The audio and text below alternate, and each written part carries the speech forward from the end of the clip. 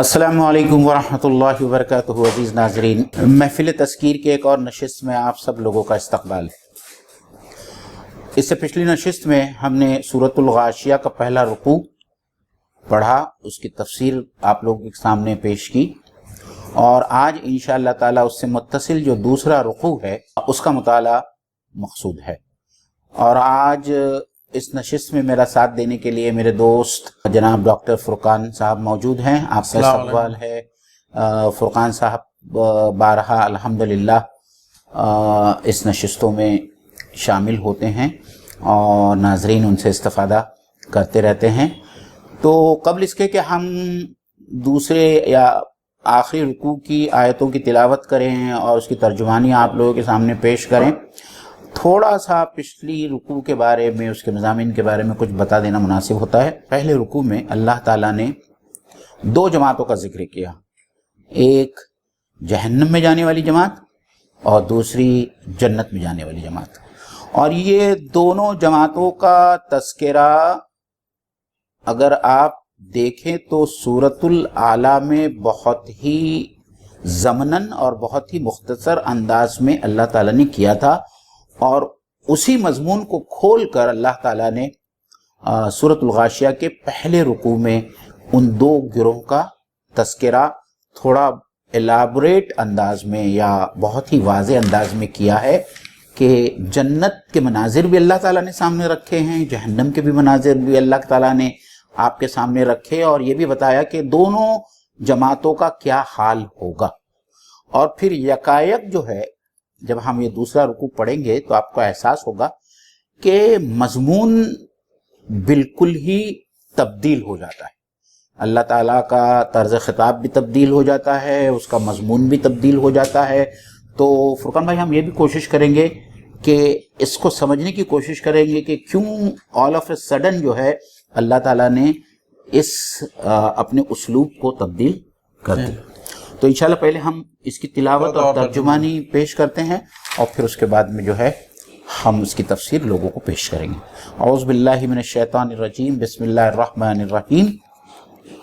افلا ينظرون الى الابل كيف خلقت والى السماء كيف رفعت والى الجبال كيف نصبت والى الارض كيف سطحت فذكر انما انت مذکر لست علیہم بمسیطر الا من تولی وکفر فیعذبہ اللہ العذاب الاکبر ان الینا ایابہم ثم ان علینا حسابہم۔ صدق اللہ العظیم۔ اس کا ترجمہ کچھ اس طریقے سے: کیا یہ لوگ نہیں دیکھتے اونٹ کی طرف کہ اسے کیسے بنایا گیا، اور کیا یہ لوگ آسمان کی طرف نہیں دیکھتے کہ اسے کیسے اٹھایا گیا یا کیسے رفعت بخشی گئی، اور کیا یہ پہاڑوں کی طرف نہیں دیکھتے کہ انہیں کیسے نصب کیا گیا یا گاڑ دیا گیا، اور کیا یہ زمین کی طرف نہیں دیکھتے کہ اس کی سطح اللہ تعالیٰ نے کیسی بنائی ہے۔ پھر اس کے بعد میں اللہ تعالیٰ کہتا ہے فذکر، اے نبی آپ یاد دہانی کیجئے، اے نبی آپ نصیحت کیجئے، انما انت مذکر، آپ کا کام صرف یاد دہانی کرانا ہے، لست علیہم بمسیطر، آپ ان لوگوں پر داروغہ بنا کر نہیں بھیجے گئے ہیں، الا من تولی وکفر، اور البتہ جو شخص منہ موڑے گا اور انکار کرے گا، فیعذبہ اللہ العذاب الاکبر، تو اللہ تعالیٰ انہیں شدید عذاب دے گا، ان الینا ایابہم، بے شک ان لوگوں کا پلٹنا ہمارے ہی جانب ہے، ثم ان علینا حسابہم، اور پھر ان لوگوں کا حساب لینا بھی ہمارا ہی ذمہ ہے۔ صدق اللہ العظیم۔ جزاک اللہ۔ جیسا کہ معین بھائی نے باتوں کی تمہید میں کہا کہ دوسری رکوع کے اندر جو ہے جو سیکنڈ پارٹ ہے اس سورے کا، اس کے اندر جو ہے موضوع ٹوٹلی چینج ہو جاتا ہے۔ جہاں پہ پہلے جنت اور جہنم کا ذکر ہے، وہاں سے اللہ تعالیٰ جو ہے اب اس کو کنیکٹ کر رہا ہے آفاق کے اندر اپنی निशानियों से। तो ये दो अप्रोच है, कहीं पर अल्लाह ताला दुनिया की जिंदगी से इंसान को आखिरत की तरफ ले जा रहा है, और फिर अल्लाह ताला इस सूरह के अंदर ये अप्रोच है कि आखिरत के अंजाम को दिखाया है, और वो अंजाम किस वजह से लोगों को दुनिया में आखिरत में झेलना पड़ेगा या हासिल होगा, वो अल्लाह ताला ने बताया कि वो कैटेगरीज ऑफ इंसान कैसे डेवलप होंगे, उनके एटीट्यूड क्या होंगे दुनिया में, उनके गुजर बसर का तरीका क्या होगा, उनके दुनिया के तई नुक्ते नजर क्या होगा। तो ये तमाम चीजें जो है इन अगली आयतों में आ रही है। और पहली जो आयत है उसमें अल्लाह ताला फरमाता है क्या वो ऊंटों को पर नजर नहीं डालते कि वो कैसे बनाए। मुझ पर नजर तो सब लोग डालते हैं, तो और तो हम भी देखते हैं, ये भी देखते हैं, लेकिन यहाँ पे मैं समझता हूँ वो नजर मुराद नहीं, तो आम तौर पर जो है लोग बस सही कहा फुरकान भाई। यहाँ दरअसल में अल्लाह ताला उनसे यही कह रहा है, ये अल्लाह ताला भी जानता है कि वो ऊँटों को देख रहे हैं, वो पहाड़ों को भी देख रहे हैं, लेकिन अल्लाह ताला चाहता है कि हम इन तमाम चीज़ों पर जब हम देखें तो उनके ऊपर गौर व फिक्र करें, और जब उनके ऊपर हम गौर व फिक्र करेंगे तो आफाक और अनफुस के अंदर हमको ऐसे बहुत सारी निशानियां, आयतें और दलाइल नज़र आएंगे कि इंसान को, एक समझदार इंसान को, एक सलीमुत्तबा इंसान को ये मानना पड़ेगा कि इन तमाम चीज़ों का, इस पूरी कायनात का बनाने वाला कोई मौजूद है, और जिसने बहुत ही मकसद के साथ में और बहुत ही जहानत और हिकमत के साथ में इस पूरे जहान को बनाया है। और वहीं से वो सवाल अखज़ करता है कि जब इन तमाम चीज़ों की ज़िंदगी का या वजूद का एक मकसद है, तो फिर इंसान के ज़िंदगी का मकसद क्या हो सकता है। तो उसमें सबसे पहले जो है अल्लाह ताला ने मतलब इसमें वही चीज आ रही कि एक होलिस्टिक अप्रोच हो कि पूरे दुनिया के तई आपका नुक्ते नजर क्या है। आपका नुक्ते नजर वही है जो किसी एक जानवर का है कि अगर घास है तो सिर्फ खाने के लिए है और उसके आगे उसका कोई मकसद नहीं है उसके आगे।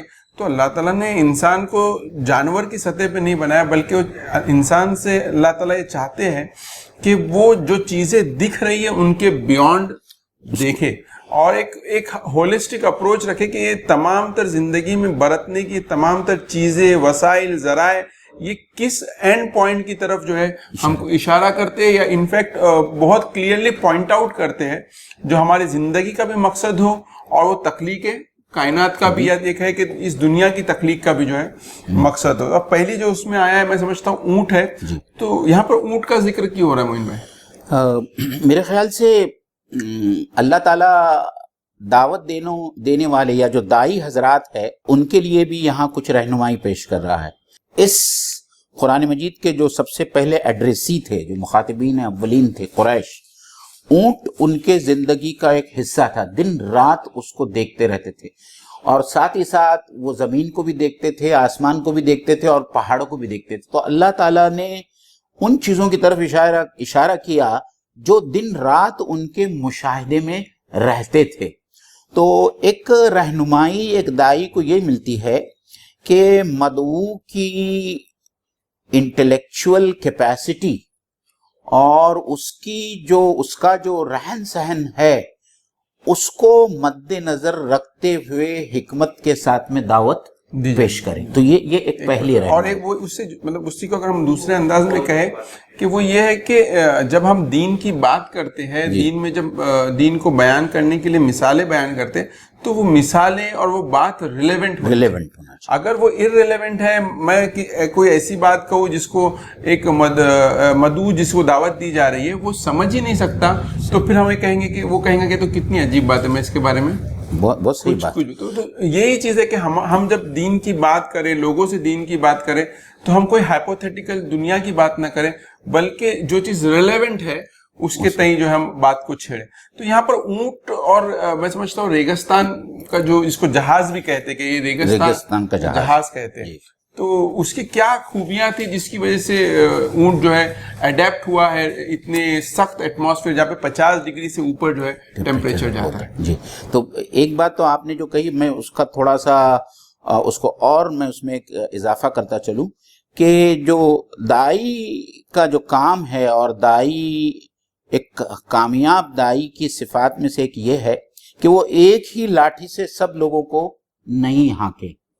कि एक मिसाल जो है जो डॉक्टरों और वकीलों के सामने दी जा सकती है, وہی مثال جو ہے آپ ان پڑھ اور غیر تعلیم یافتہ طبقہ جو آپ کو سن رہا ہے، آپ کے سامنے بیٹھا ہے، ان کو وہی باتیں آپ نہیں بتا سکتے کیونکہ ان کے گرفت اور ادراک سے وہ باتیں بہت دور ہے، بلند ہے، تو اس کا وہ اثر بھی نہیں لیں گے. لیکن ایک ڈاکٹر اور ایک وکیل یا ایک انجینئر جو ہے ان سائنٹیفک حقائق کا ادراک کریں گے اور اس کو وہ سمجھ پائیں گے. تو یہ رہنمائی جو آپ نے بات کہی اس کا میں نے اضافہ کیا. اب ہم اونٹ کو لے لیں تو ہم تو بچپن سے پڑھتے آئے ہیں اپنی جغرافیہ کی کتابوں میں اور پھر بعد میں بایولوجی میں بھی پڑھے کہ اللہ تعالیٰ نے اس کے پیر اس طریقے سے بنائے ہیں. جن لوگوں کو ریت پر چلنے کا اتفاق ہوا ہوگا وہ جانتے ہیں کہ ریت میں ہمارے پیر دھس جاتے ہیں اور ہم تیزی سے نہیں چل پاتے، لیکن اللہ تعالیٰ نے اس کے پیروں کی جو بناوٹ ہے کچھ ایسی بنائی ہے کہ وہ بہت تیزی سے جو ہے ریگستان میں بھی بھاگتا اور دوڑتا چلا جاتا ہے. پھر ہم یہ بھی دیکھتے ہیں کہ اللہ تعالیٰ نے اس کو ایک کوہان دی ہے اور اس کوہان کے بارے میں یہ آتا ہے کہ وہ اپنی غذائیت کو جو ہے اس کے اندر جمع رکھتا ہے.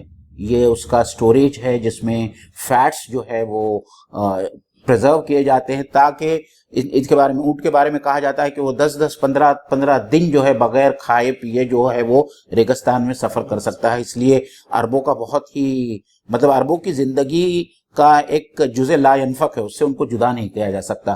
اسی طریقے سے ایک میں نے ابھی ریسنٹلی فرقان بھائی ایک بہت پیاری چیز پڑھی اونٹ کے بارے میں اور میں وہ ناظرین کے ساتھ میں شیئر کرنا چاہوں گا. دیکھیے ہمارا اللہ تعالیٰ نے ہم کو جو ہے جو آئی لڈ دی ہے، آئی لڈ کو اردو میں کیا کہتے ہیں؟ پلک. ہاں، اللہ تعالیٰ نے انسانوں کو جو آئی لڈ دی ہے وہ صرف ایک ہی آئی لڈ ہے. لیکن آپ گوگل کر کے دیکھیے دنیا میں بہت کم جانور ہے جس میں اونٹ ہے ایک جانور جس کو اللہ تعالیٰ نے 3 آئی لڈس دیے ہیں اور اس میں سے ایک آئی لڈ ایک دم شفاف ہوتی ہے جو اس کے آنکھوں کو کور کرتی ہے. مطلب جب ہوا چلتی ہے اور تھوڑی ریت اڑتی ہے تو اس میں بھی جو ہے وہ اپنے سفر کو قائم رکھتا ہے کیونکہ اس کی آنکھیں جو ہے وہ ایک شفاف آئی لڈ کی وجہ سے جو ہے انجرڈ نہیں ہو پاتی، پروٹیکٹڈ رہتی ہے.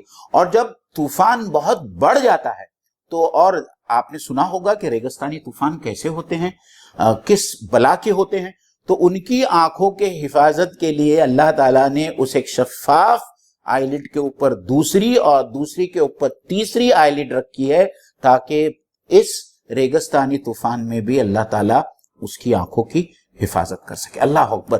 تو یہ تمام باتیں ایسی ہے جو انسان جب ان کی تخلیق پر غور و فکر کرتا ہے تو انسان کو سمجھنا پڑتا ہے کہ یہ الٹپ جو ہے ایسا جانور پیدا نہیں ہوا بلکہ اس کو پیدا کرنے والا کوئی خالق ہے اور اس نے کسی ایک خاص مقصد سے اس اونٹ کو ریگستان میں پیدا کیا. جی بالکل. اور کچھ چیزیں اس میں یہ بھی کہ اس کے پیر جو ہے لمبے ہیں تو اس کی جو باڈی رہتی ہے وہ زمین سے کافی اوپر رہتی ہے تو واٹر لاس اس کا کم ہوتا ہے. اس کے بعد اس کی جو کڈنیز ہے اگر ہم دیکھیں تو اس کے اندر جیسے واٹر کنزرویشن کا کام رہتا ہے پانی کو بچانے کا باڈی، تو اس کی کڈنیز اس کام کے لیے زیادہ بیٹر اڈیپٹیبل ہے کہ وہ زیادہ پانی کو کنزرو کرتی ہے. تو میں سمجھتا ہوں کہ اونٹ کے اگر ہم لوگ یہ سوچے تو اس کی بڑی لمبی فہرست ہے جس کے اندر اس کے جو ہے عجائبات آئے گے. تو اب تو اس دور کے لوگ تو یہ چیز کو ڈیٹیلز تو نہیں سمجھ سکتے تھے، لیکن آج جب ہم قرآن پڑھ رہے ہیں تو ہم کو یہ ڈیٹیل سمجھ میں آ رہی. تو اب یہی قرآن کی بیوٹی ہے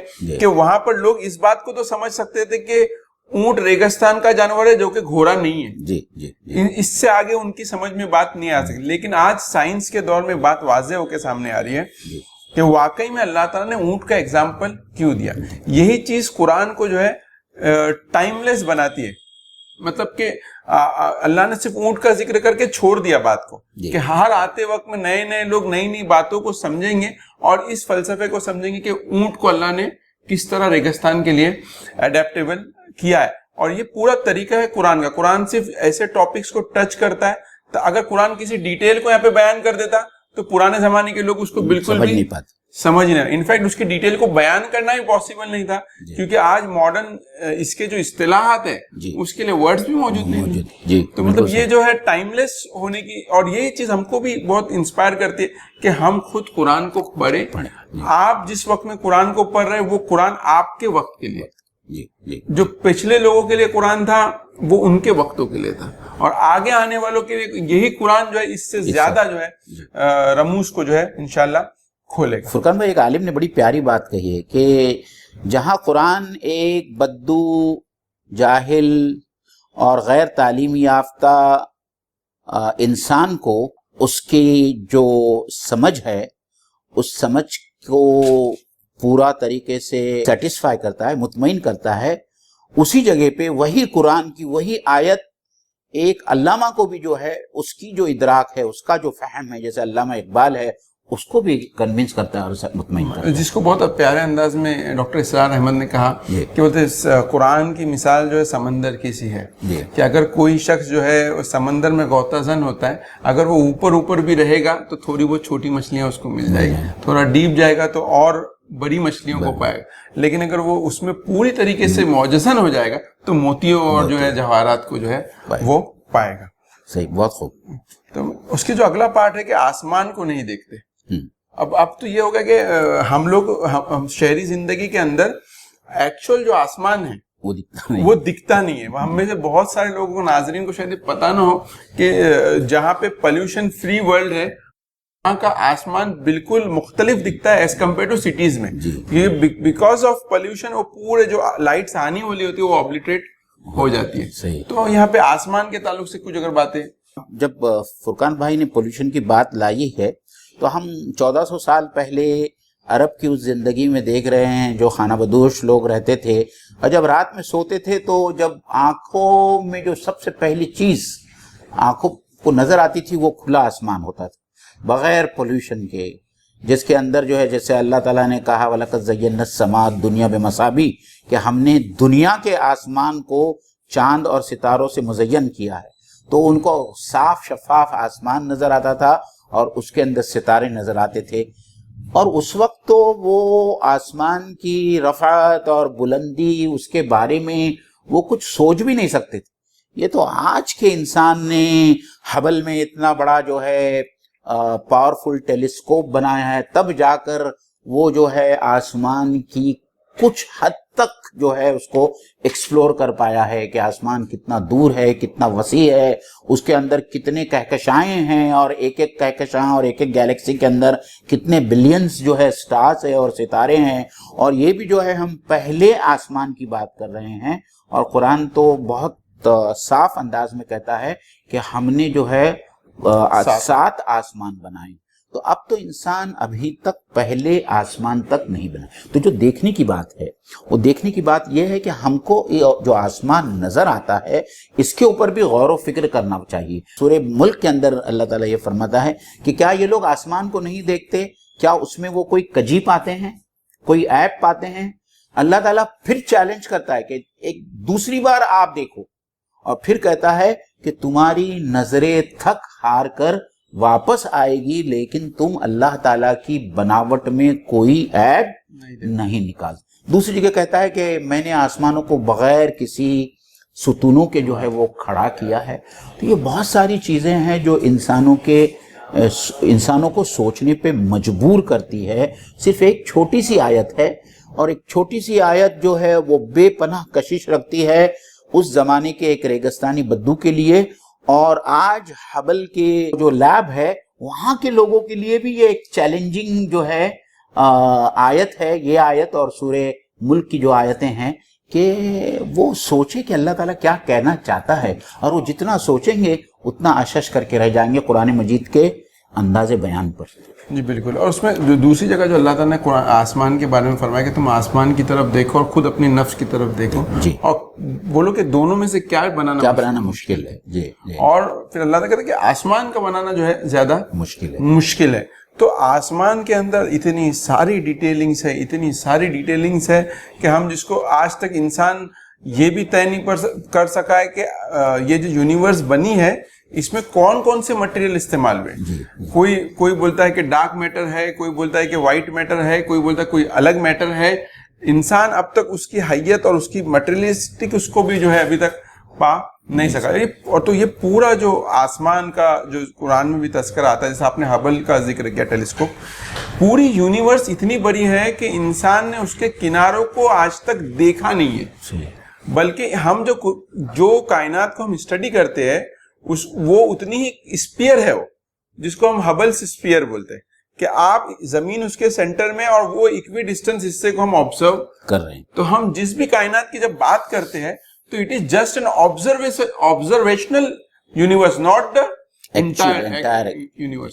تو مطلب یہ جب وسطوں کا انسان تصور کرتا ہے, اور پھر قرآن کس چیز سے بات کر رہا ہے, وہ اس خالق کائنات کی بات کر رہا ہے. ابھی جس کی مخلوق کو آپ ہم پوری طریقے سے دیکھ نہیں سکتے, اور انسان کی جسارت یہ ہے کہ وہ خالق کو دیکھنے کا جو ہے مطالبہ کرتا ہے, حالانکہ اس کی یہ تاب نہیں ہے کہ وہ اس کی مخلوق کی جو ہے گھیراؤ پوری طریقے سے جو ہے اس کو اپنی گرفت میں لا سکے. یہ جو چیز جو ہے کچھ چیزیں آسمان کے الحمدللہ الحمدللہ. الی الجبال کیف نصبت, اور یہ پہاڑوں کو نہیں دیکھتے کہ اللہ تعالیٰ نے ان کو کیسے قائم کیا ہے, کیسا ان کو اس زمین کے اندر گاڑا ہے. عزیز ناظرین دیکھیے, مجھے پتا نہیں کہ تذکیری نشست میں جو ہے ہم نے پہاڑ کا جب ایک بار پہلی بار ذکر آیا تھا وہاں لوگوں کے سامنے یہ بات رکھی تھی, اور ہم نے یہ بھی بتایا تھا کہ آج سے 1400 سال پہلے یہ کسی کو بھی نہیں معلوم تھا, اور یہ بہت ماڈرن سائنس کا یہ انکشاف, یہ دریافت ہے کہ پہاڑ جتنا اوپر نظر آتا ہے اس سے زیادہ پہاڑ کی جڑ زمین کے اندر ہوتی ہے. آپ نے آئس برگ کے بارے میں سنا ہوگا کہ ہم ایک محاورہ ہے انگلش کے اندر, ٹپ آف دا آئس برگ. جب ہم ٹپ آف دا آئس برگ کہتے ہیں کہ ہم کو اتنا ہی معلوم ہے جو آئس برگ کی ٹپ اوپر سمندر میں نظر آتی ہے, اور وہ صرف 1/10 آف دا آئس برگ ہوتی ہے, اور آئس برگ کا 9/10 آف مادہ یا اس کا جو میٹر ہوتا ہے, جسم ہوتا ہے, وہ پانی کے نیچے ہوتا ہے. تو اسی طریقے سے جو ہے پہاڑ جو نظر آتا ہے اس سے بہت زیادہ گہرائی تک پہاڑ کی جڑیں ہوتی ہے.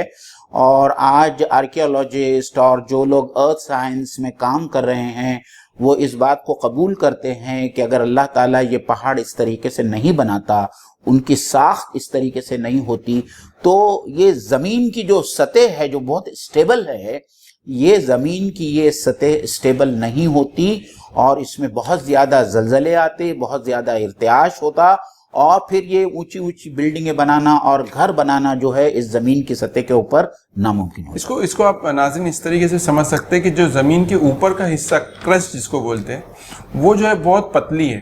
جس طرح پیپر اڑتا ہے, ہلتا ہے, ویسی وہ ہل سکتا. اب اس کے اوپر ہم اس کو رکھنے کے وزن ڈال دیتے ہیں, اور وہی چیز کو اللہ تعالیٰ نے قرآن میں جو الفاظ استعمال کیے, اردو زبان میں بھی استعمال کرتے ہیں, نصب, خطبہ نصب کیا گیا, مطلب اس کو گاڑ دیا گیا. مطلب نہیں تو عام طور پر ایک آدمی اگر باہر سے آبزرو کرتا ہے, جب پہاڑی سلسلوں کو دیکھتا ہے تو اس کا ذہن یہ آتا ہے کہ یہی پہاڑ ہے جو زمین سے اوپر کنٹینیو ہوا ہے, اس سے تو نیچے جانا اس کو جو ہے ممکن نہیں تھا.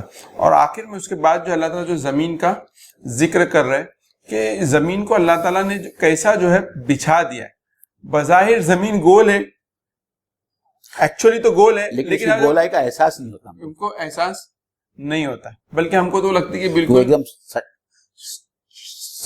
کیا کہتے ہیں اس کو, سپاٹ پلاٹو ہے. اور اسی وجہ سے اکثر لوگ یہ پہلے زمانے میں سوچتے تھے کہ زمین جو ہے چپٹی ہے, اور جن لوگوں نے زمین کے گول ہونے کا دعویٰ کیا تھا ان لوگوں کو سولی پر چڑھایا گیا, کیونکہ ان کا جو سائنسی نقطہ نظر تھا وہ مسخ شدہ بائبل کے نقطہ نظر سے بہت جداگانہ تھا. تو that was an opposition between religion, especially the church, and the scientific facts of that time. اور کیتھولک چرچ نے, کلیسا نے جو ہے ایسے بہت سارے سائنس, جیسے ہم گلیلیو کے بارے میں سنتے ہیں, ایسے بہت سارے سائنسداں کو جو ہے موت کی گھاٹ اتار دیا. تو یہاں جس فرقان بھائی جو سطح کی بات کر رہے ہیں, ہم ایک بات اور ناظرین کو بتانا چاہیں گے کہ یہ جو اس قسم کے سائنسی انکشافات ہیں جو قرآن مجید کی ان آیتوں میں ہم کو نظر آتی ہیں, یہ اس بات کا کھلا ثبوت ہے کہ یہ کلام جو ہے کسی انسان کا نہیں ہے, بلکہ یہ اس کائنات کے خالق کا کلام ہے, کیونکہ وہی ان کی اصلی حقیقت سے واقف تھا, اور اسی لیے اللہ تعالیٰ نے یہ تمام چیزیں اپنے کلام میں بیان کی. جی بالکل. اور اس میں ایک پہلو اگر ان چاروں آیتوں کو کمبائن کر کے اگر ہم اس پہ غور و فکر کرتے ہیں تو یہ بات سمجھ میں آتی ہے, انسان اونٹ کا استعمال کب کرتا ہے, جب وہ سفر کرتا ہے. اب وہ زمین پہ کب چل رہا ہے؟ جب وہ سفر کر رہا ہے. آسمان کو کب دیکھ رہا ہے؟ جب وہ سفر کر رہا ہے. اور پہاڑوں کو کب دیکھ رہا ہے؟ سفر. اب یہ ایک جرنی کے دوران کیے گئے آبزرویشن ہے. لیکن جرنی جب انسان کر رہا ہوتا ہے یا سفر جب کر رہا ہوتا ہے تو آج کی طرح اس کے جی پی ایس نہیں تھا. اس کے پاس راستوں کو پہچاننے کے لیے زمین پر کچھ نشانیاں تھی. زمین اگر پوری کی پوری فلیٹ ایک جیسی ہوتی تو کبھی انسان راستے اس پہ بنا نہیں پاتا. جیسے سمندر میں جہاز رہا راستہ اسی لیے کھو دیتے ہیں کمپاس ہونے سے پہلے کیونکہ وہ سمندر ہی سمندر ہے, ان کو ایک ہی جیسا سمندر ہے, ان کو وہاں سمت کا اندازہ نہیں ہوتا. اور دوسری چیز یہ کہ نہ صرف زمین ہے بلکہ پہاڑ ہے, ندی ہے, ان تمام ڈائیورسیفیکیشن کی وجہ سے انسان جو ہے رستوں کو بنا پاتا ہے. اور پھر وہی اس کو کچھ رستے دکھانے میں ہم کو جو ہے آسمان اس کی ہیلپ کرتا ہے, اور یہ جانور اس سے وہ جرنی کو طے کرتا ہے. یہ پورا سفر کا جو ساز و سامان ہے اور سفر کے ذریعے منزل کے لیے پہنچنے کے لیے درکار چیزوں کا یہاں پر ذکر ہو رہا ہے. جس طرح ہم زندگی میں سفر کرتے, زندگی بذات خود بھی ایک سفر ہے. تو جہاں پر سفر میں نشان راہ کی ضرورت ہوتی ہے, اس سے بڑھ کر زندگی گزارنے کے لیے بھی انسان کو جو ہے نشان راہ کی ضرورت ہے. جہاں پہ وہ کون سے مائل سٹون ہوں گے جس کو ہم کو اچیو کرنا ہے, وہ کون سا رستہ ہے جو ہم کو بتائیں گے کہ ہم رستہ بھٹک گئے, وہ کون سے ہم کو چیزیں ملیں گی تو ہم محسوس کریں گے ہم اللہ کی طرف جو ہے بڑھ رہے. اور وہ آگے وہ آیا بھی ہے کہ اللہ تعالیٰ کہ ان کو دوبارہ پلٹ کر ہماری طرف ہماری جو جرنی ہے اصل میں جس کا پوری جرنی, جس کو قرآن نے بہت سمپل ورڈ میں فرمایا ان للہ و انا الیہ راجعون, تم ہماری طرف سے تم دوبارہ ہماری طرف جو رجوع کرنے والے ہو. وہ جو جرنی ہے اور یہ جرنی ہماری بیک ٹو اللہ ہے الحمدللہ, اور وہ بیک ٹو اللہ کی جرنی میں ہم کو کہیں ماشاءاللہ لاسٹ نہیں ہونا ہے. بہت اچھا نقطہ تمہارے ذہن میں آیا ہے یہ فرقان.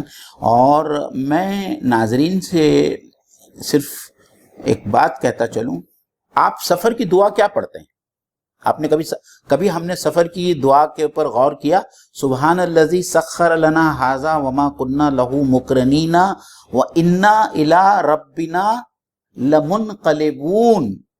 یعنی ہر سفر کے وقت اللہ تعالیٰ اور اللہ کے رسول صلی اللہ علیہ وسلم نے ہم کو ہمارے وہ اصلی سفر کی طرف جو ہے ہماری یاد دہانی کرائی کہ ابھی تو آپ جا رہے ہیں اور آپ تو اللہ تعالیٰ سے دعا مانگ رہے ہیں کہ اے اللہ تعالیٰ ہم جہاں جا رہے ہیں وہاں ہم کو تو خیر اور عافیت کے ساتھ میں پہنچا, لیکن آخر کار ہم کو پلٹ کر تیرے ہی طرف آنا ہے.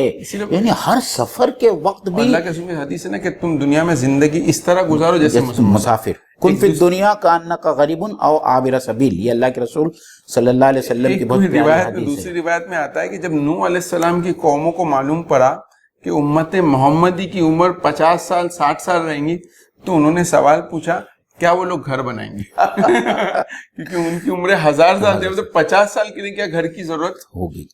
اور آج انسان گھر میں کھو گیا, اسٹینڈرڈ آف لیونگ میں جو ہے انسان کھو گیا. جزاک اللہ خیر. چلیے پھر جو ہے اللہ تعالیٰ اپنے نبی محترم صلی اللہ علیہ وسلم سے مخاطب ہو کر کہتا ہے فذکر.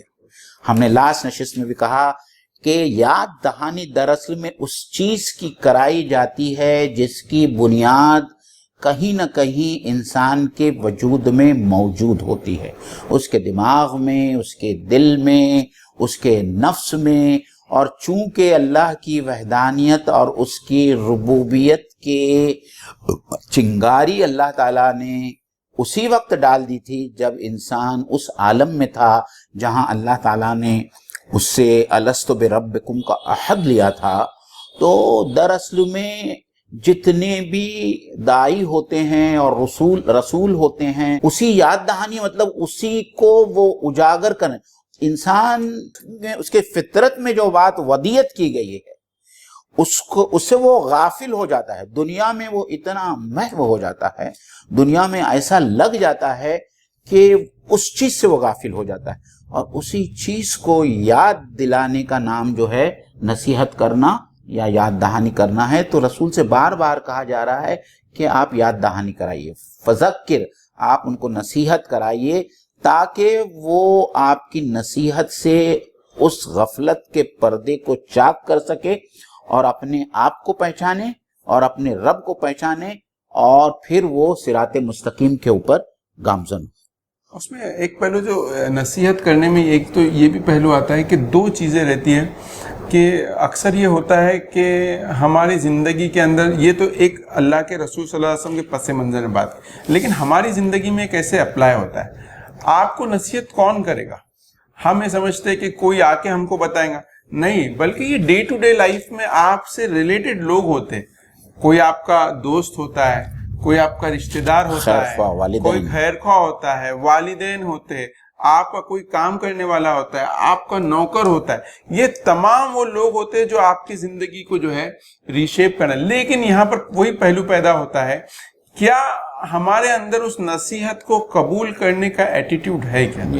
مطلب ہمیں مانتے، ہم آج کے دور میں جو چیز آپ کو بہت زیادہ گہرائی کے ساتھ اس دور میں پلائی گئی وہ یہ کہ آپ کی پرسنل زندگی آپ کی پرائیویٹ زندگی ہے. اس میں نصیحت کرنے کا، نصیحت سے پہلے کا ایک ورڈ آتا ہے، اس میں مداخلت کرنے کا کسی کو حق حاصل. تو جب ہم یہ مان لیتے ہیں کہ میری پرسنل لائف میں مداخلت کا حق حاصل نہیں، تو ہم پھر وہ لوگ ہوتے ہیں جو اس ذکر کو، اس نصیحت کو جو ہے کبھی پا نہیں سکتے. ایک تو نصیحت یہ قرآن ہے جو آپ کو کر رہا ہے، لیکن وہی نصیحت پریکٹیکل لائف میں آ کے ہمارے آس پاس کے لوگ ہم کو اچھی باتیں بتا رہے. لیکن ہم کو بھی غور کرنا چاہیے کہ کیا ہم وہ نصیحت کو قبول کرنے کا اپنے اندر جذبہ، ایٹیٹیوڈ، اور وہ یہ چاہتے ہیں کہ ہمارے کو کوئی نصیحت کرے اور ہماری کوئی غلطی کی کوئی اصلاح کرے. اگر ہمارے اندر یہ ایٹیٹیوڈ رہے گا تو جب کوئی آپ کو ایکچولی نصیحت کرے گا تو آپ کا اس پہ رسپانس کیا ہوتا ہے یہ آپ کو بتائیں گا کہ آپ اس چیز نصیحت کو قبول کرنے کے لیے تیار ہیں یا نہیں.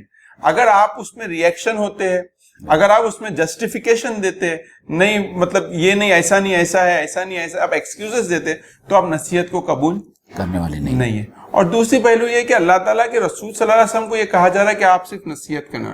تو اگر ہم کسی کو کوئی اچھی بات بتا رہے ہیں تو ہم کو سمجھنا چاہیے کہ ہم کسی کے اوپر کوئی چیز ٹھوس نہیں سکتے. اب ہم ایک تو چیز یہ ہوگی کہ سامنے والا اس بات کو قبول کر لیں گا اور اپنی زندگی کو بہتر بنائے گا، یا تو یہ ہوگا کہ وہ پائے حکارت سے اس کو ٹھکرا دے گا اور اپنی زندگی میں آگے بڑھے گا. دونوں صورتوں میں ہمارا کام اس سے بڑھ کر کچھ نہیں ہے کہ ہم اس کو جو ہے نصیحت کریں. کیونکہ صاف طور پر جب اللہ اپنے رسول سے کہہ رہا ہے، اور اس آیت کو آپ سمجھنے کی کوشش کریں، اللہ تعالیٰ فرما رہا ہے کہ انما انت مذکر لست علیہم بمسیطر، کہ آپ کا کام صرف یاد دہانی کرانا ہے اور آپ ان لوگوں کے اوپر داروغہ بنا کر نہیں بھیجے گئے ہیں. ہم بار بار اپنی پچھلی نشستوں میں اللہ کے رسول صلی اللہ علیہ وسلم کی جو تھی اور آپ کو جو غم تھا کہ میں دعوت دے رہا ہوں، میں لوگوں کو جہنم میں جانے سے بچا رہا ہوں، میں اتنی محنت کر رہا ہوں، اور جو آپ کے دل میں جو تڑپ تھی انسانوں کے لیے، اور اس کی وجہ سے آپ پریشان ہوتے تھے جب لوگ آپ کی دعوت کو ماننے سے انکار کرتے تھے. تو اس لیے یہاں بھی اور بار بار قرآن مجید میں، جیسا ہم نے اپنی پچھلی نشستوں میں آپ کو بتایا کہ اللہ تعالیٰ اپنے نبی سے بہت محبت کے ساتھ میں مخاطب ہو کر کہتا ہے کہ کیا آپ اپنی جان کو ہلاک کر ڈالو گے اس وجہ سے کہ یہ لوگ آپ کی بات پر ایمان نہیں لاتے. تو یہاں دوبارہ جو ہے آپ کو اطمینان دلایا جا رہا ہے کہ اے نبی محترم صلی اللہ علیہ وسلم، آپ کا کام یہ ہے کہ آپ اس پیغام کو لوگوں تک پہنچا دیں، آپ ان کی نصیحت کرا دیں، آپ یاد دہانی کرا دیں، اور آپ جو ہے صرف نصیحت کرنے والے ہیں اور ان کے اوپر داروغہ بنا کر نہیں بھیجے گئے ہیں، مسلط نہیں کیے گئے ہیں کہ آپ زبردستی لوگوں کو گمراہی سے نکال کر جو ہے صراط مستقیم یا ہدایت کی راہ پر آپ گامزن کریں. یہ آپ کی جواب داری نہیں ہے، اور ان لوگوں کے بارے میں آپ سے کوئی سوال نہیں ہوگا. سورہ بقرہ میں بھی یہ آیت ہے کہ آپ سے اصحاب جہیم کے بارے میں کوئی پوچھ تاچھ نہیں ہونے والی ہے کہ یہ لوگ جہنم میں کیوں گئے. وہ جہنم میں جا رہے ہیں یا جانے والے ہیں، اس کے ذمہ دار وہ خود ہوں گے، اور اس کی جواب داری یا ذمہ داری کسی بھی رسول پر عائد نہیں ہوگی. یہ جو پورا قرآن میں جو 2 آیتوں کے اندر چیز بتائی گئی، یہ ہمارے، اگر ہمیں سمجھتے کہ ہم کو کسی کی اصلاح کی ضرورت ہے تو یہ ایٹیٹیوڈ ہمارے رول کو ہم کو پہلے فکس کرنا پڑے گا. ہمارا رول صرف ناصح کا ہے. ہم کسی کو نصیحت کر سکتے، ہم کسی پہ جبر نہیں کر سکتے، ہم کسی پہ کوئی چیز فورس نہیں کر سکتے. یہ چیز ہمارے تمام ریلیشنز میں ہونی چاہیے. اگر آپ اپنے دوست کو نصیحت کریں تو آپ اپنے پوائنٹ کو مقرر کیجئے. جب آپ کو یہ لگتا ہے کہ آپ کسی پہ کوئی چیز ٹھوس سکتے ہو تو آپ کا ایٹیٹیوڈ چینج ہو جاتا ہے, آپ کا جو بولنے کا طریقہ ہے وہ چینج. تو یہ پہلے جب ہم اس پوزیشن میں ہوتے کہ ہم کسی کو نصیحت کریں تو اپنے رول کو اس میں اپنے بچے ہیں, بچوں کو بھی اگر کوئی بات آپ کو سمجھانی ہے تو آپ اس پہ تھوپیں گے نہیں, آپ ان کو اطاعت پہ مجبور نہیں کریں گے. آپ یہ کرو گے کہ جیسا قرآن کا ایٹیٹیوڈ ہے. قرآن میں پہلے کیا, اس سے پہلے آیتوں میں کیا آیا کہ اللہ تعالیٰ نے ایک لاجیکل سیکوینس سے بات بتائی کہ دیکھو یہ تمام نشانیاں, اور پھر میں یہ کہہ رہا ہوں کہ یہ چیز جو ہے اللہ کی طرف پوائنٹ آؤٹ کر رہے. آپ اپنے بچوں کو بھی اگر دین کی تعلیم دیں گے تو اس پہ کوئی چیز آپ تھوپو گے نہیں, بلکہ آپ ان سے ایک لاجیکل انداز میں, ایک ناصح کے انداز میں ان کو آزادی دیجیے.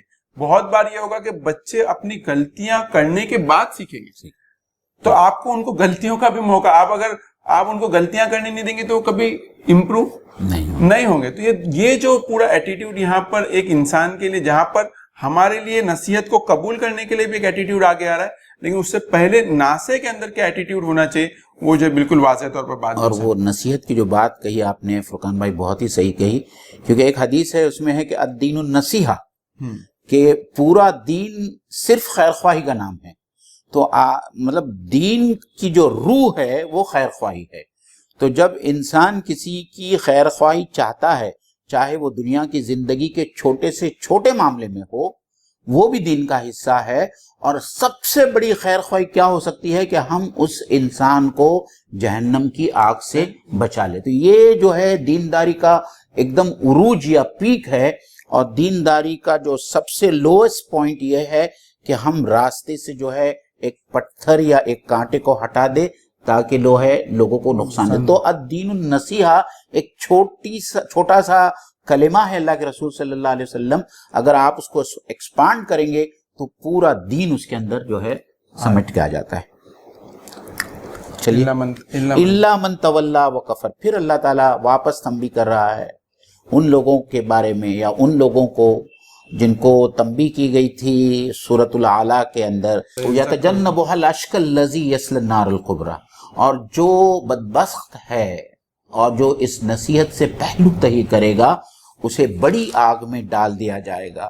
انہی کے بارے میں دوبارہ یہاں کہا جا رہا ہے. عزیز ناظرین, ہم کو قرآن مجید کو اس طریقے سے پڑھنا چاہیے کہ قرآن مجید کی مختلف صورتوں کا دوسری صورتوں کے ساتھ میں کیا ربط ہے, دوسری آیتوں کا دوسری آیتوں کے ساتھ میں کیا ربط ہے. کہیں ایک آیت میں جو ہے بہت مختصر انداز میں ایک بات رکھی جاتی ہے اور اسی بات کو جو ہے پھیلا کر دوسری آیت میں رکھی جاتی ہے. اب انہی اشقا یعنی وہی بدبخت جو جہنم میں جانے والے ہیں ان کے بارے میں یہاں واپس بیان ہو رہا ہے, واپس ان کو تنبیہ کی جا رہی ہے کہ الا من تولا و کفر, جو منہ موڑے اور انکار کرے. کس بات سے؟ اللہ کے رسول صلی اللہ علیہ وسلم کی دعوت کو قبول کرنے سے انکار کر دے اور منہ پھیر کر چلے جائے. یہاں پہ ایک تولا کے اندر ایک نقطہ جو ہے بہت امپورٹنٹ ہے. تولا کی جو میننگ آئے کہ جو منہ موڑے, دوسرا ہم اس کو کہتے ہیں کہ روح گردانی کرے, یا اس کو ہمیں کہتے ہیں کہ نظر انداز کرے, جس کو ہم آج کل بہت فاسٹ لینگویج میں بولتے ہیں نا کہ یار اس کو اگنور کر. تو اگنور کا مطلب اس کی طرف دھیان مت دے, no need to pay attention. یہی رویہ ہے جو عام انسانوں کا مذہب کے تعلق سے, مذہب صحیح ورڈ نہیں ہے اس کے, عام انسانوں کا اپنے خالق مطلب اللہ کے تعلق سے. جب ان کے پاس کوئی اللہ کی بات کہی جاتی ہے, پہنچتی ہے, تو ان کا ٹھیک ہے ابھی اگنور کرو, فی الحال اس کی کوئی ارجنٹلی ریکوائرمنٹ نہیں ہے اس چیزوں کے اوپر اٹینشن دینے کی. یہ جو ایٹیٹیوڈ ہے نا, چیزوں کو روگردانی کرنا, نظر انداز کرنا, یہی ایٹیٹیوڈ ہے جو انسان کو اصلاً جو ہے جہنم میں. انسان ڈائریکٹ کفر نہیں کرتا, پہلے روگردانی کرتا ہے. سیذکر من یخشی, کہ آپ نصیحت کرو جو اللہ سے ڈرنے والا ہے. اب یخشی کے اندر جو ڈر کا پہلو ہے اس کے اندر ایک شعوری حالت پائی جاتی ہے. انسان اپنے انوائرمنٹ کے آزو بازو سے جو ہے کنیکٹڈ ہے, اس کا شعوری حالت میں وہ he has the presence of mind کہ کیا خطرات میرے کو لاحق ہے. یہاں پر ایٹیٹیوڈ یہ ہوتا ہے جو انسان کفر کرتا ہے کہ اگر کوئی خطرہ ہے تب آئے گا تو ہم دیکھ لیں گے, آخرت برپا ہوگی تو ہم دیکھ لیں گے, جہنم میں جائیں گے تو نکلنے کی کوئی سبیل. تو دراصل میں روگردانی اس کا پہلا مرحلہ ہے کفر کی طرف. ہم کو یہ سمجھنا کہ ہمارا ایٹیٹیوڈ جب ہم سے کوئی اچھی بات کی جاتی ہے تو کیا رہتا ہے, ہم اس کی طرف کان لگا کے سنتے. ٹھیک ہے یار, کوئی بوڑھے نے ہم کو کوئی بات بولے, یہ بوڑھے لوگ تو ایسے ہی بڑبڑ کرتے ہیں. یا اگر کوئی نوجوان ہے, ان کو ماں باپ کوئی نصیحت کرے تو ماں باپ تو ایسے ہی بک بک کر رہے. تو یہ جو ایٹیٹیوڈ ہے, اس کو ہم کو جو ہے سائیڈ میں رکھنا ہے. آپ سے کوئی بھی ذکر کیا چیز ہے, نصیحت کیا چیز ہے, ایک تو قرآن ہے, دوسرا یہ کہ آپ سے کوئی بھی شخص اچھی بات کرے وہ جو ہے وہ آپ کے لیے نصیحت ہے. تو آپ اس کو کان لگا کے سننے کا اپنے اندر جو ہے ایک پرفیکٹ دائیا پیدا کہ کوئی نصیحت کی بات کرے تو میں اس کو سن لوں, تاکہ وہ آپ کو آگے زندگی میں جو ہے کام آئے. لیکن اگر یہ ایٹیٹیوڈ نہیں رہے گا تو اس کا دوسرا نتیجہ کہتا ہے, آدمی جب کوئی بات کو سنتا ہی نہیں ہے تو نہ اس کو سمجھ سکتا ہے, نہ اس کے ذریعے اپنی زندگی میں کوئی چینج لا سکتا ہے, نہ اس کی امپورٹنس اس کو سمجھ میں آتا ہے. نتیجہ یہ ہوتا ہے کہ انسان بہت اچھی چیز کا بھی بہت جلد انکار اور کفر جو ہے کرتا ہے. لیکن جب انسان کفر کرتا ہے تو آگے جو اللہ تعالیٰ فرماتا ہے, پھر اللہ تعالیٰ فرماتا ہے فَيُعَذِّبُهُ اللَّهُ الْعَذَابَ الْأَكْبَرَ. تو اللہ تعالیٰ ایسے شخص کو جو روگردانی کرے گا اور جو انکار کرے گا, آخرت کا انکار کرے گا, دین کا انکار کرے گا, اللہ تعالیٰ جو ہے اس کو شدید عذاب دے گا. اور یہاں اکبر جو لایا ہے صیغہ جو ہے, یعنی بہت شدید عذاب اللہ تعالیٰ دے گا. اور یہ عذاب کے بارے میں ہم نے سورہ غاشیہ کے پہلے ہی رکوع میں پڑھا, تسلا نارن حامیہ تسقی من عین آنیہ لیس لہم طعام الا من ضریع, کہ وہ ایک ایسی آگ میں پھینک دیا جائے گا جہاں اس کو پینے کے لیے کھولتا پانی دیا جائے گا اور کھانے کے لیے کچھ نہیں ہوگا سوائے اس کے کہ کانٹے دار جھاڑیاں ہوگی, اور وہ موت موت پکارے گا لیکن اس کو موت نہیں آئے گی. تو یہ جو ہے عذاب اکبر جو ہے, یہ اس سے اس کا پالا پڑنے والا ہے ایسے شخص کا جو روگردانی کرے گا اور انکار کرے گا آخرت کا, اللہ کا اور دین اسلام کا. اور پھر اللہ تعالیٰ واپس انسانوں کو یاد دلا رہا ہے, اِنَّا إِلَيْنَا إِيَابَهُمْ, اِنَّا لَنَا, بے شک اس بات میں کوئی شک نہیں. آپ دنیا میں آپ ایک سروے کر لیجئے, ایک ایسی حقیقت جس کو کوئی نہیں جھٹلا سکتا, اور وہ حقیقت ہے موت. تو انسان ہر روز اپنی آنکھوں سے مشاہدہ کرتا ہے, اپنے رشتہ داروں میں, اپنے محلے میں, اپنے معاشرے میں لوگ مر رہے ہیں. اور خاص کر کے اس پینڈیمک میں تو ہم نے اتنی موتوں کو دیکھا اور اتنی موتوں کے بارے میں سنا, لیکن اس کے باوجود جو ہے انسان کبھی کبھی خود اپنی موت سے غافل ہو جاتا ہے, اور وہ بھول جاتا ہے کہ ایک روز مقرر ہے اور اس روز اس کو اپنے رب کی طرف پلٹنا ہے. اِنَّا إِلَيْنَا إِيَابَهُمْ, ہماری طرف ان سب کو پلٹنا ہے. یا ایھا الانسان انک قادح الی ربک قدحا فملاقیہ, اے انسان تو کشا اپنے رب سے ملنے کے لیے رواں دواں ہے. قرآن مجید میں کتنے خوبصورت, یعنی ہر پل جو گزرتا جا رہا ہے وہ ہم کو اپنے رب سے, اپنے حساب کتاب سے جو ہے وہ قریب کرتا جا رہا ہے. اس کے باوجود جو ہے ہمارا ایٹیٹیوڈ اس زندگی اور اس دنیاوی زندگی کے بارے میں تبدیل نہیں ہوتا. ہم اپنی آخرت کو سمجھنے اور آخرت کو بہتر بنانے والے ہم نہیں ہوتے. تو یہ تنبیہ دی جا رہی ہے صرف ان لوگوں کے لیے نہیں کہ جو انکار کرتے ہیں, آخرت کا انکار کرتے ہیں, جو دین اسلام کا انکار کرتے ہیں, جو اللہ کی ربوبیت کا انکار کرتے ہیں. ہم لوگوں میں بھی, دین اسلام کے پیروکاروں میں بھی ایسے بہت سارے لوگ ہیں جن کی زندگیاں گناہوں سے لت پت ہے, صبح سے لے کے تو رات کے سونے تک جن کی زندگی میں سوائے گناہ کے اور کچھ نہیں ہوتا, اور وہ بے خبر ہے اس بات سے کہ ان کی موت کبھی بھی واقع ہو سکتی ہے, اور وہ توبہ نہیں کرتے, استغفار نہیں کرتے. ایسے لوگوں کے لیے بھی تنبیہ ہے کہ اے انسان, اے ایمان والے, تجھے بھی پلٹ کر میری طرف آنا ہے. بہتر ہے کہ تو آج اپنا حساب کر لے, احتساب, اپنا محاسبہ کر کہ تیری زندگی کی کون سی روش ہے.